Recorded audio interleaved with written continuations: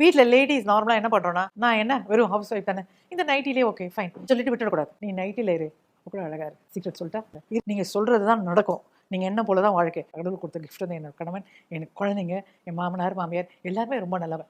அனுப்புங்க ஒரு மெசேஜ். அவங்க எப்படி தான் இருந்துட்டு போட்டோம்.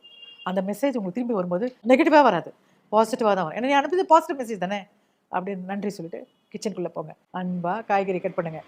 ஆஹா இன்னைக்கு என் பிள்ளைங்களுக்கெல்லாம் இது நல்ல எனர்ஜி ஃபுட்டாக போய் சேரட்டும்னு சொல்லிட்டு என்ன விற்கிறாங்க வெளியில், வெறும் கெமிக்கலில் ட்ரீட் பண்ணனா காய்கறிங்க தான். எல்லாத்தையும் உப்பு போட்டு காய்கறிகள் ஒரு வாட்டி அலசிடுங்க. அலசிட்டு அன்னன்னைக்கு என்னென்ன குக் பண்ணுறீங்க 10 வாட்டி இந்த சாப்பாடு எல்லாருக்கும் வயிறார போய் சேரட்டும், நல்ல விட்டமினமாக மாறட்டும்னு சொல்லுங்கள். போயிட்டு உங்களுக்கு மூடு சரியில்லையா போடுங்க, உங்களுக்கு பிடிச்ச பாட்டை கேட்டுங்க, இயர்ஃபோனில் கேட்டுங்க, இல்லை ஸ்பீக்கர் பக்கத்தில் வச்சுக்கோங்க.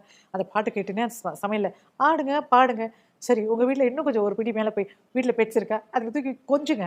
அதுங்களுக்கு சாப்பாடை போட்டுட்டு அதோட எனர்ஜி உங்களுக்கு வரும், பாட்டில் எனர்ஜி வரும். சாமி மந்திரத்தை சொல்கிறோம், சாப்பாடு அமிர்தங்க.